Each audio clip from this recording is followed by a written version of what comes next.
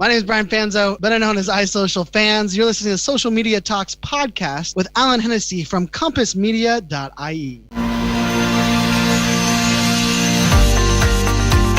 Welcome to Social Media Talks Podcasts, brought to you by compassmedia.ie. Hello and thank you for joining me. This is the Social Media Talks Podcast, brought to you by compassmedia.ie. I'm your host, Alan Hennessy, and this is the podcast to help business owners who want to learn more about social media marketing. And if you would like to listen to any of our previous podcasts, you can log on to our website at www.compassmedia.ie/Social Media Talks Podcasts. And we're looking forward to today's show. I'm going to be joined by Mr. Brian Fanzo. And Brian is the founder of iSocialFanz, a social media consultant, a podcaster, and is ranked number 10 in the world on the top 50 leading social media influencers. Brian is also an international keynote speaker and has spoken in over 10 different countries at more than 50 different live events. His motto is talk fast and tweet faster, and his hashtag is ThinkLikeAFan. And today we are going to be talking about the future of storytelling and what is to come in social media over the next year or so. So without further ado, I think we will transition straight over to the interview. Hi Brian, how are you today? I'm delighted to have you on the show. Excited to be here.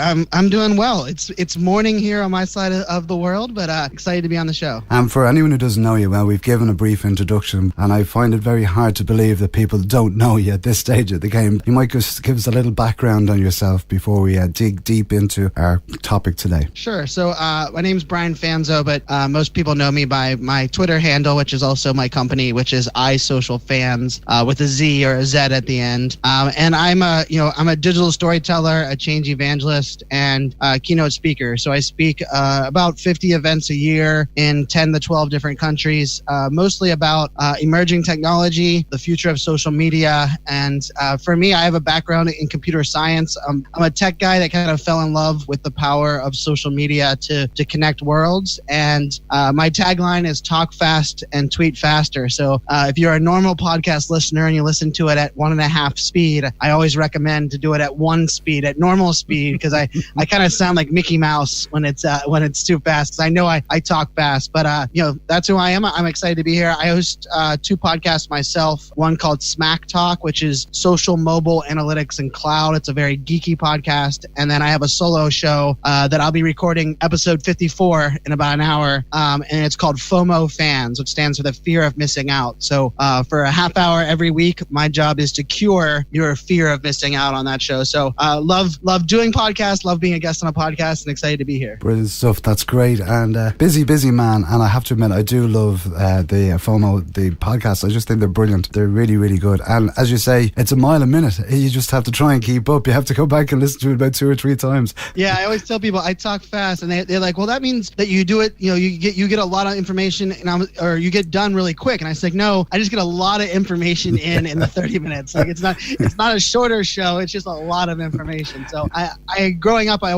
people always told me to slow down, and it took away from my personality. It took away from my passion. And so I eventually just started owning the fact that I talk fast. And once I did that, people kind of just got on board and figured out how to consume it. So it works for me. Brilliant. Okay. And today we're going to be talking about the future of storytelling and all about what's coming down the line on social media. And I suppose digital marketing and in a whole, I suppose, is really what we're talking about here today. Yeah, and I think one of the things that we have to kind of look at is the speed of change today is like we've never seen before. The fact that we're seeing technologies come and go in light speed, right? Where the idea Blu-ray DVD kind of came out, and it was supposed to replace the VHS that was around for 25 years, and the DVD itself, the Blu-ray DVD, only lasted by 4 to 5 years as a technology where traditionally some of these technologies sit around for 20 or 25 years. years. So the rate of change today it's drastically changing. Video is kind of taking over the internet as a whole. I always tell people, 81% of internet traffic by 2020 will be video. 81%. Now the caveat to that is that no one said it's going to be good video.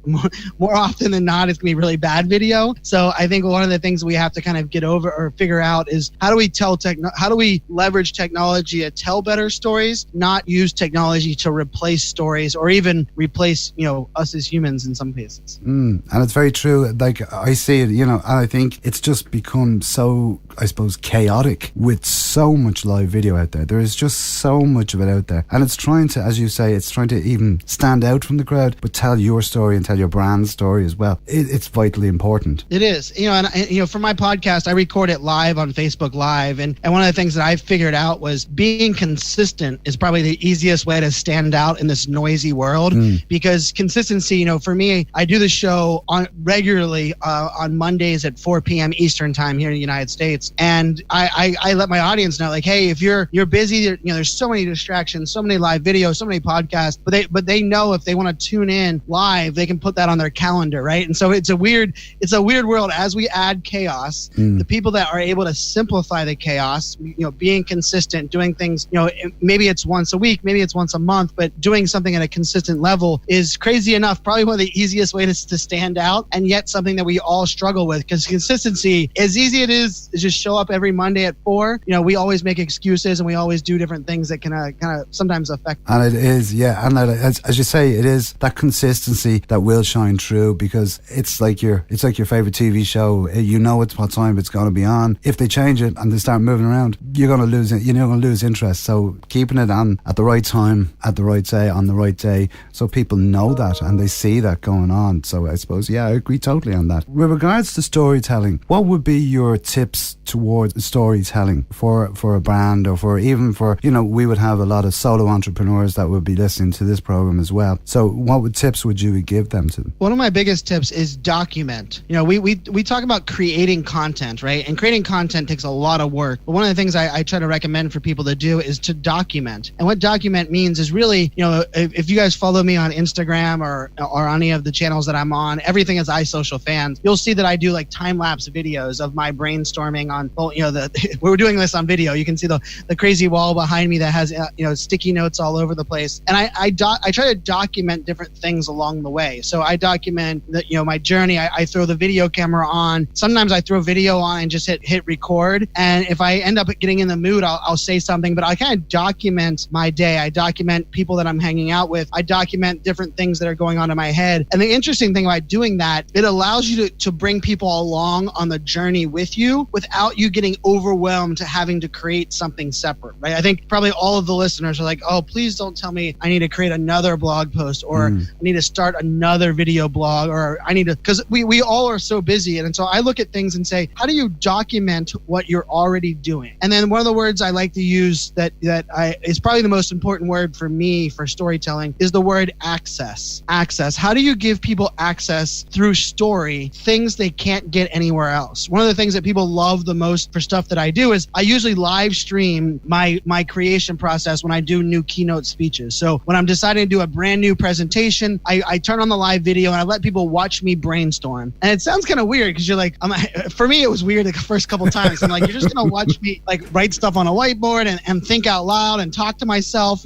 People might think I'm a little crazy. But for people, they were like, wow, Brian, you're giving us access into your thought process. You're giving us access into your office. And all of a sudden people said, Brian, I care about your success more. I want to go champion you to get you more speaking gigs because you allowed me into your world. And I think when we look at storytelling, how powerful is that if, with all this noise and so many, we're creating blog posts and everybody says you have to be on Instagram and Twitter and like, heaven forbid, we have to be on Snapchat and all these other channels. But if you're able to take a step back and just allow people into your world by giving them access, and I don't really care what platform you use. I'm a big believer And the first thing you do when you tell a story is tell a story where you are most comfortable. The second one you do is tell a story where your audience is. But I think a big mistake people make is they attempt to tell a story where their audience is, and it's not natural. And I'll give an example. Like, if you're not good on video, you do not like doing video, don't start telling stories on video, right? Because if you do, you're going to make up excuses for not doing it, or you're going to be scared to do it, or you're not going to be yourself. It's kind of why I fell in love with podcasting, because for a lot of people, they get overwhelmed by doing a video interview, or if they're face to face. But if I just tell somebody, hey, this is only audio, I'm going to record it and I'm going to edit it, let me interview you. It's amazing how many great stories exist in podcasting. And it's because some people are just naturally better or naturally more comfortable telling a story in an audio only environment. So my first advice in that arena is figure out what's best for you. Maybe it's picture storytelling and you're doing that on Instagram stories with Instagram. Maybe it's video and you can do it on Facebook Live. Maybe it's audio and you do audio on podcasting. And so I think if you have to summarize it, it's give people access, figure out where you like to tell a story first, and then second, start telling stories where your audience is. Because yes, we need to go where our audience is, but if you're not first comfortable telling your story where you feel the best, you'll never get to that second step of telling quality stories where they are. And that is, I would agree with you on that, because as you say, a lot of people, they would say, when video started coming, in mainstream of social media, people saying, oh, I couldn't do a video, I can't do a video, or whatever. So if you can't do it, don't do it. Do it in some other shape or form. Something, as you say, that makes you feel comfortable, because the more comfortable you feel, and I think this is a lot to do with psychology is that you won't feel as intimidated as much as what the other way would make you feel that way. So I think it's a really important point to be making is as you say, make sure you feel comfortable as much as what your audience, because it'll automatically shine through. Because when you get in front of a camera, you can't hide. You know what I mean? the warts and all are there. They're right in front of you. You know what I mean? So, and as we were spoken about earlier, you speak so fast and that's your personality, and why should you change that? Yeah, and I always tell people with video, the phone is a powerful video creation device, but I remind people there's a camera on the front and there's a camera on the back of your video. So if you're intimidated by video, turn the back camera on and interview somebody else that's comfortable on video. Like if you're maybe you're a solopreneur, why don't you interview your customers? Maybe you have a small business, why don't you interview your fellow employees? We often, as marketers or even business owners, we look at video and we get overwhelmed and say, oh my God, I don't know what I'm going to do on video. But video doesn't have to be on you. Video can really be you asking questions over the video and someone answering it. It could be you documenting a journey. I can't tell you how many times where I will see great video storytelling on Instagram stories. And oftentimes the person that's telling the story, you don't ever see on the video, right? They're using the back camera. They're taking you on a journey through their office. They're showing you different things, and they're talking, but they're not on the video being overwhelmed. And so I think one of my favorite sayings is limitations inspire creativity. And so if you're limited by the fact you don't want to do video, be creative with creating video in different ways. If you're limited by your resources, I can tell you, I live streamed at the Super Bowl with SAP, a global company, from my mobile phone, right? And I've launched IBM and Dell's Facebook Live accounts, and I did that from my mobile phone. And so I challenge everybody, if these big brands are willing to use my phone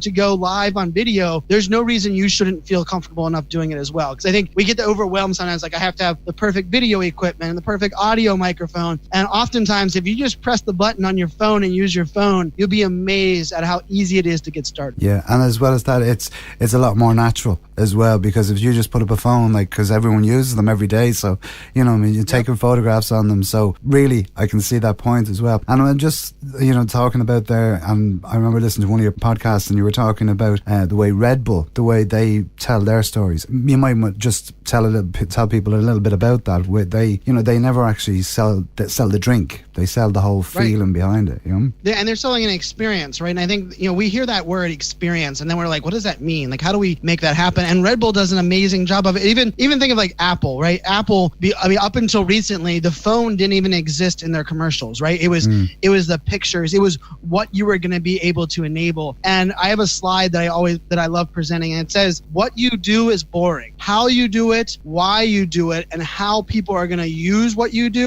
is what people care about, right? So even if you're a plumber, right? If you're a plumber and you're going to, that's what you do. That's the boring part. But what you end up doing is you make people's life, you unclog, things when the sink is or whatever. Full, it's about what you're enabling. And Red Bull is one of the best. Red Bull turned themselves into a media company. They started sponsoring, these big, sporting events of all kinds. So they do skydiving and motorcycle or motocross. They'll, their logos on the football field or the soccer field. And what they've really done well is they want to be a part of the experience. And then you're naturally, what you see them enabling, you want to buy their product. And it's a different kind of world. And I think when you look at storytelling, we often say, what am I going to talk about? And instead of saying, what am I going to talk about? It's saying, how am I going to share why I do what I do instead of the what? I think the what is why majority of video are really bad, because most people just talk about what they do on video, and it's very boring. It's very obsolete. It's not usually very evergreen. But if you can start talking about why you do what you do and how it's going to impact others, there's a company called Cisco, which is an enterprise networking company, and they've created a brand called We Are Cisco. So that's their handle on Instagram and on Twitter. And all they do is they allow their employees to take over their account every single day. And so it's a different employee across the company that's doing different things on their, and it's amazing because I want to work for them. Yeah.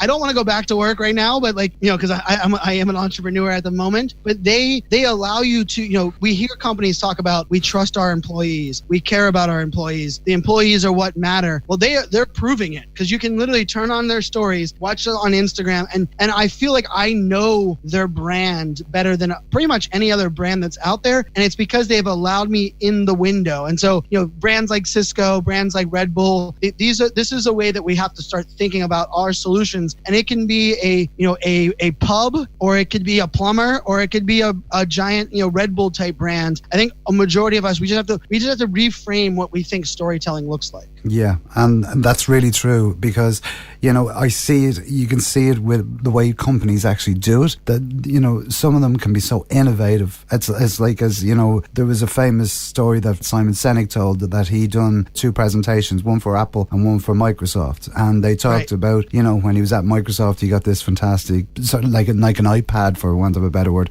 or whatever the equivalent is in Microsoft, and he said it to the guys in Apple's, and they just went, really, that's great. They weren't worried about what the competitor was doing. They were just being innovative, and I'm sure that, and I think that has been the key to really Apple's success as well, is because they actually tell a story, and they sell an experience as opposed to selling a product. Because we all want to buy, we all want to be associated with, whether it be an iPhone or whether it be your MacBook Pro or whatever it may be, because it's the experience of owning one of them is the difference. Yep. And even the experience opening the box. Yeah. Right. They changed how you used to have to cut through plastic with scissors, and you'd cut your arm, and you have to throw out all this paper. And then Apple, you open the box, it's like Christmas opening a new product from Apple every time. I mean, think about that. They reinvented how we open a package. That's true innovation. That is. And I think I struggle sometimes using Apple as an example, because they are kind of the premium elite. But even I think we can all think about that across all of our business, right? Maybe if you own a brick and mortar store, think about how when someone opens a door to your business, how can they experience something so different if they talk about it to everybody, right? Maybe it's it's a jingle. You'll go to some places here. There's a local coffee shop by my house here in Washington D.C. area, and every time you walk in the door, every single one of the employees, they immediately say welcome, and kind of like a singing voice. So each person that comes in, you hear welcome, and you end up telling people oh, did you go to that coffee shop? They're like, oh yeah, the one that welcomes you when you walk in. Yeah. And it's something as simple as that makes it word of mouth. I'm talking about it on a podcast right now, right? The average coffee shop, I'm not going to talk about their coffee. I'm not going to, yes, coffee's coffee, but the fact that they're creating an experience that's unique, it's enabling me to talk about it. I mean, I had a guy yesterday, I was out with a friend last night, and I told him where I lived, and the first thing he said is you're near that coffee shop that welcomes you. And it's wow, talking about something as simple as just saying welcome when you come in a door. So I think we're living in exciting times times where there is so many possibilities, but sometimes coming up with simple experiences will end up being the best marketing you've ever had. Yeah, and that's true, because when we look at, for so many years, we've been trying pushing products out and pushing our brands out and whatever. Whereas now, I think we live in an age where it's no longer accepted that, oh, you're going to sell me this thing. You're going to have to excite me. You're going to have to do something that's going to make you different. That's going to change the way I perceive of what you want me to buy. Or even, and it can be as simple as even like picking up a phone and asking, like we talked to Ted Rubens, and I know he's a good friend of yours, and he even says, just pick up the phone and ask someone, how can you help them? And that simplicity is what will shine through. That will make you step out. And, that's a form of storytelling as well, It is. And Ted practices that. I can tell you, he will randomly call me out of the blue, and I always tell him when I see it, I'm like, wait, he's calling me? I'm not used to people calling me. Everybody, text and emails and messages. So Ted's a great guy, and he practices what he preaches. That's for sure. And I think it's a great way for us to increase what we do and build our brands and build, even our own personal lives as well, because at the end of the day, as I always say, there is a person at the end of that computer. If you are doing social media, there is someone that's sitting at the other side of it. So connect with them, make it real with them. You know what I mean? It's like the way we've met. Like, we met online, and then we met at the social media summit, and then we've still carried on. And I remember even that morning when I was walking in, and you were coming from the hotel, and you had your head in your phone, and I went, "Hi, Brian," and you went, "Oh, how are you?" And we started talking, and it was as simple as that. But there wasn't that fear, or that wasn't, I can't speak to him, that's Brian Fanzo, or you know what I mean. I think them days are long gone now, and I think it's very important for especially brands to connect with their audience and talk to them. Couldn't agree more. Everyone, especially in this world, I think we're all digital humans, and I think digital is powerful because no matter what you like to do, no matter who you are, you can find people that are similar than you. And if you're a brand, you have to realize it's B2B, B2C. It doesn't really matter anymore. It's really just comes down to the human condition. And I use this a lot now because we always heard the adage, people buy from people they like. And I'm going to add a new adage to that. People buy from people they can relate to. Yeah. And if you think about it that way, if we relate to people that put their clothes on the same way we do, we relate people that get up and do their job every day. And I think that relatability, it doesn't happen from a logo anymore. It doesn't happen from a product. It happens from a person, and it happens through experiences. And I think that's where we're moving forward. And it's exciting times because I think the good companies, the brands that empower their employees, the brands that have a story to tell, their voice is going to start being heard more and more. And the brands that have been faking it till they make it and really been doing things that are a little bit shady and maybe not above board, they're going to start being drowned out. And I think we're going to live in a world that allows the great brands to succeed. And I think who doesn't want that? Oh yeah, too right. I totally agree with that. You also talk, I know you do keynote speeches on turning customers from handshakes into hugs. And I think that's a great analogy. I've heard about you talking about it before. And I just think it's a really, really strong, it just tells you exactly what we're talking about here today. It does. And last night was probably one of my favorite experiences in that realm in a year, maybe 2 years. I met a friend of mine who was probably one of my first 100 followers on Twitter. We had never met in person. And I was at a hockey game last night here in Washington, D.C. And I get a Facebook message from her and she says, "Facebook just told me you're nearby. Are you at this hockey game?" And I immediately I'm watching a hockey game, and she's been following me for 6 or 7 years. We've video talked to each other. She's been one of my biggest supporters, and I have never met her in person. And I ran up the stands and I saw her across the way. We ran and literally we just hugged, and it was like a holding hug moment. We took a selfie, of course, and I looked at her and I laughed, and we started talking about what was going on. And she looked at me and she goes, "How crazy it is. We've never met. We've been connected for so long." She goes, "And we're immediately talking about family, and it was just an extension." But I can tell you, it's probably the warmest hugs I've had in a long time because I feel like I've known her forever, and she lives maybe 2 hours away from me. So it wasn't that like we didn't live close enough. Yeah, it was she came to my area. I happened to be traveling. I was up in her area. She couldn't get off work to come to an event. So it is it's turning that online, because if you're looking at digital or social to replace a handshake, you're doing it wrong. I think social and digital gives us a chance to have new handshakes and then turn some of those handshakes into hugs and selfies. Yeah, and it is, and that's very true. It's a platform to meet and then to move on. And then I suppose is the other side of that as well then is to take it back online as well and not forget about the person.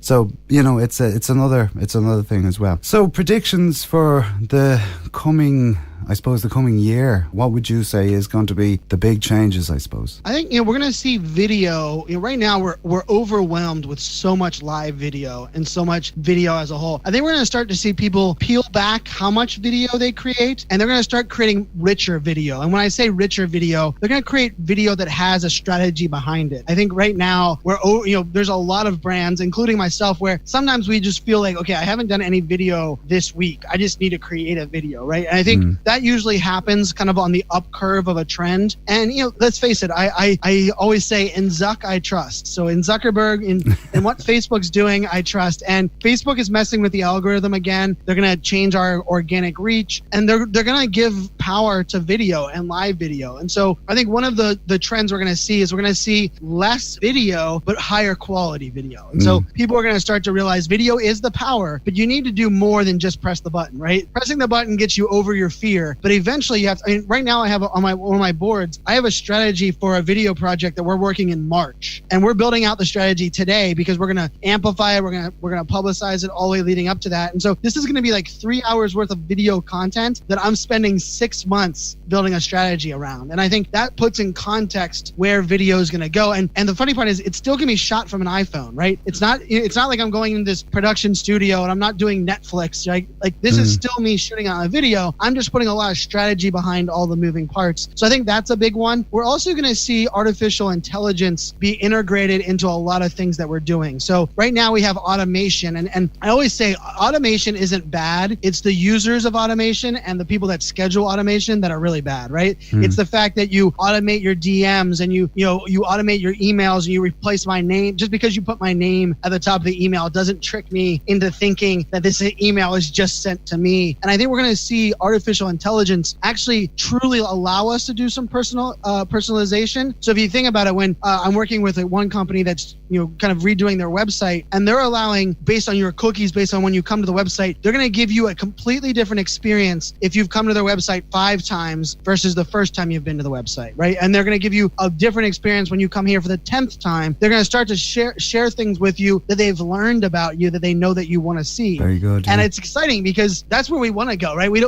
There's nothing more frustrating than you go to a website and they ask you for your email address, and you're like, I've bought products from you 10 times. Yeah. You have my email address. Like, don't ask me for something you already have. And I think we're going to see artificial intelligence kind of intertwined in there. And then my last prediction is I actually believe podcasting is going to see a resurgence even higher than we're seeing right now. I think as we get more video, as more people realize that they're consuming video, they want video, here's what video stops. Video prevents multitasking, because when you're watching a video, you have to be listening, you have to be watching it, you can't be doing something else. Well, all of a sudden now, if we're spending 30 more minutes a day watching video, it's going to take away from us consuming other content. And podcasting allows you to listen while you're writing a blog post, or listen while you're setting up your invoices for your business.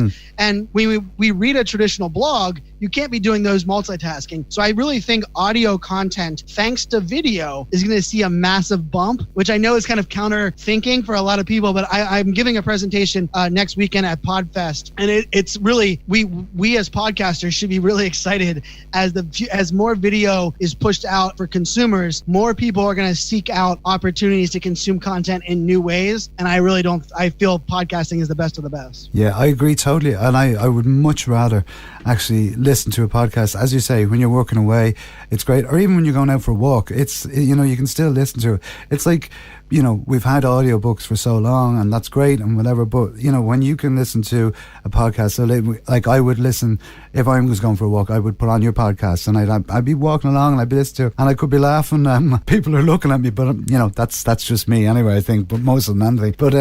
But yeah, no, I totally agree with podcasting. I think it really is, it's a way, and I have to admit, I would much rather listen to a podcast than I would to a view, unless I'm really interested in the actual subject and I want to know more about it and it's on a video. That's well and good, but I think podcast is definitely going to be, and I love that idea of that website. I think that's a great idea, because when we go to websites, a lot of websites just stay stale. They say, all right, here we go, here's the website, and they don't do anything with it. They don't refresh it. And okay, they might do a little small, one or two little movements on it. But if you go onto a website and it's changing every time you go to it, that's exciting. That is really exciting. It's exciting. And it let's face it, the more time a brand or a website or a business can save me, the more I'm going to go back to them, right? Because we all still have, we add all this technology, all this change, all this craziness, and we still have 24 hours in the day, right? Until somebody invents the 25th hour, the 26th hour in a day, where we have to find ways to simplify people's lives. And if you can do that through unique web experiences, and my hidden secret in that whole conversation is I create a lot of video myself. I've done over 2,000 live videos in the last 2.5 years. I consume way more podcasts than I do video. When it comes to learning time for me, I'm a podcast junkie. I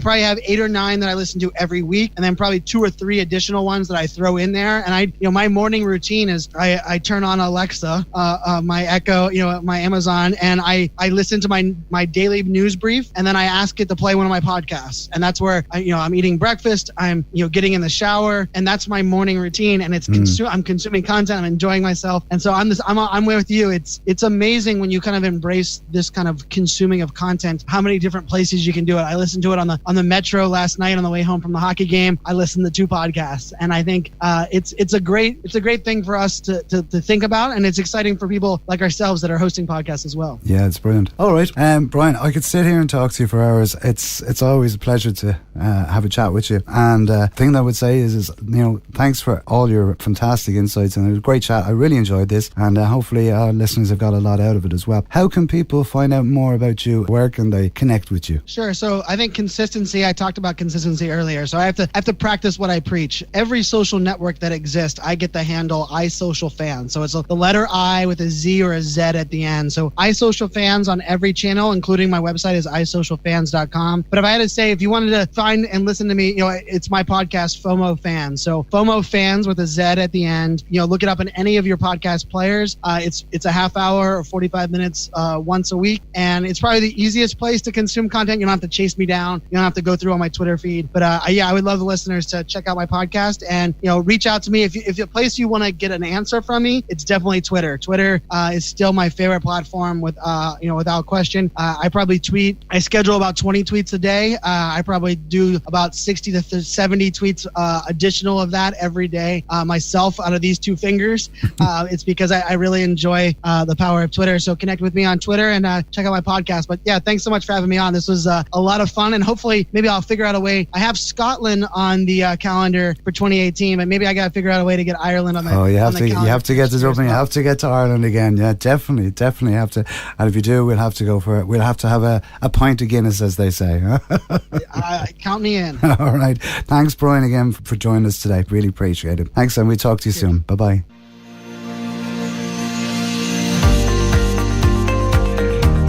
So my thanks to Brian for coming on the show today.